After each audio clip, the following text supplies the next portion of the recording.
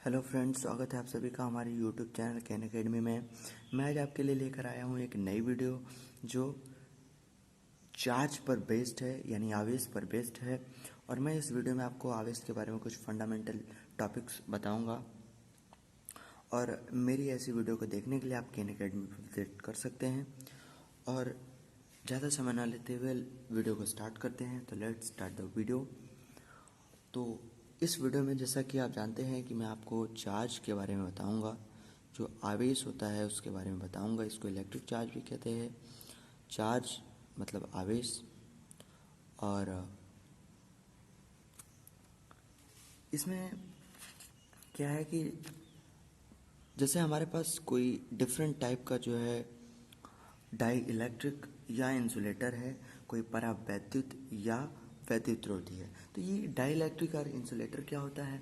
Die electric या insulator का मतलब होता है कि जैसे जिन दो वस्तुओं को रगड़ने पर आपस में वो चार्ज हो जाते हैं, वो जो है उन पर आवेश आ जाता है, उसको डाई इलेक्ट्रिक या इंसुलेटर कहते हैं। जैसे ग्लास हो गया, प्लास्टिक हो गया, और एबोनाइट का रॉड होता है वो हो गया। तो इन सभी चीज़ों को रगड़ने पर क्या होता है कि ये चार्ज उठाते हैं।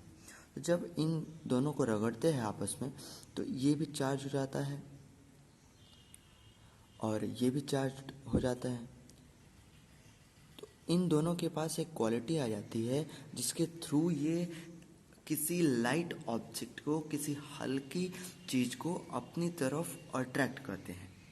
जैसे हम कॉम्ब लेकर के, कंघी लेकर के अपने बालों को जो है कंघी करें, तो हम कुछ देर बाद देखेंगे कि जो कंघी होती है उनके पास कागज के छोटे छोटे टुकड़े को अट्रैक्ट करने की क्वालिटी आ जाती है। तो हम कहते हैं कि कंघी जो है वो चार्ज्ड हो गया है, वो आवेशित हो गया है। दूसरा फैक्ट क्या है इसका, कि जो चार्ज होता है वो मैटर से रिलेटेड होता है। मैटर से रिलेट करता हुआ उसका एक क्वालिटी होता है। आवेश जो है वो द्रव्य से संबंधित एक गुण है। Due to this electric and magnetic effect create, जिसके कारण वैद्युत और चुंबकीय प्रभाव उत्पन्न होता है। आवेश द्रव्य से संबंधित एक गुण होता है जिसके कारण वैद्युत और चुंबकीय प्रभाव उत्पन्न होता है। तो ये हमारा था दूसरा। इसके बारे में हम थोड़ा सा कुछ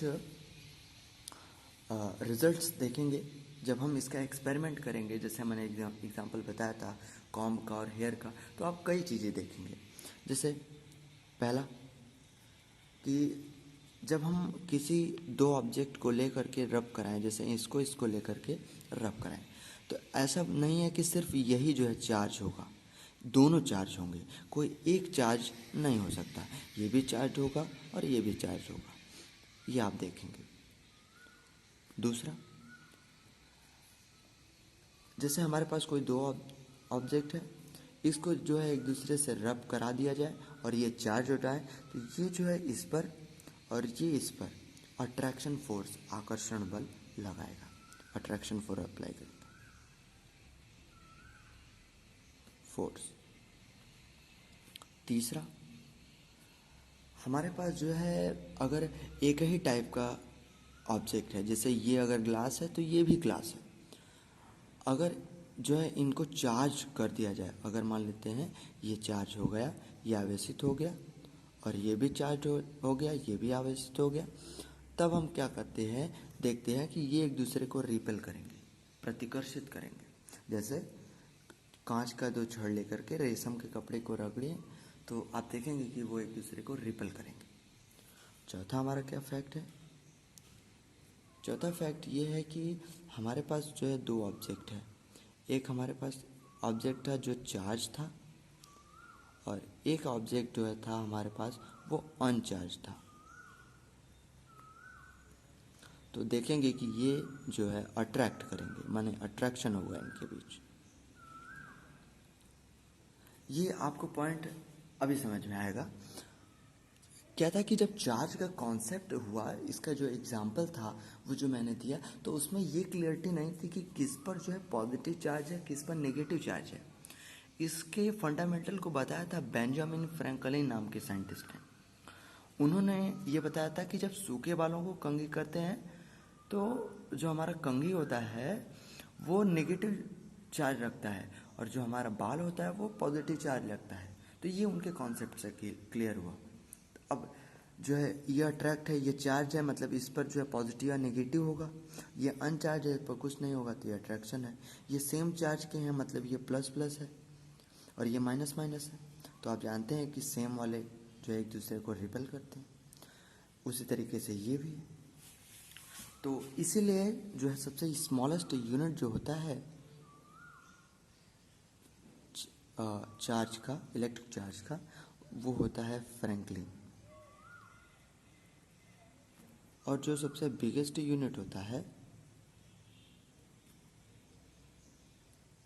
वो होता है फैरड। कूलॉम भी होता है, कूलॉम। फैरड और कूलॉम में अगर कोई रिलेशन कहे तो ये होगा 1 farad is equal to 96,500 coulomb. ये होता है। इसके कुछ अदर यूनिट्स भी होते हैं। अदर यूनिट में जैसे आप ये ले लेते हैं। अदर यूनिट हमारा होता है EMU, जिसको हम कहते हैं इलेक्ट्रो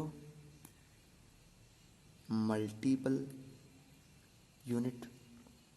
इसको जो है एब कूलॉम, ABCOULOMB, एब कूलॉम के नाम से भी जानते हैं। एक ESU होता है, इसको कहते हैं इलेक्ट्रोस्टैटिक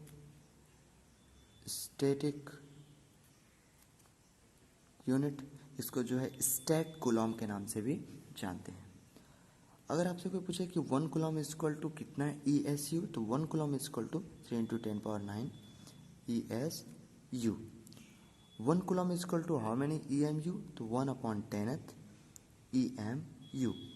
और अगर कोई कहे कि ESU और EMU में कोई रिलेशन, तो 1 EMU is equal to 3 × 10⁻10 ESU। ESU और EMU जो यूनिट्स हैं, इसके अदर यूनिट्स हैं। ESU का यूज़ हम ट्रेन रन में करते हैं, ट्रेन का चार्ज जो है इसमें ही होता है।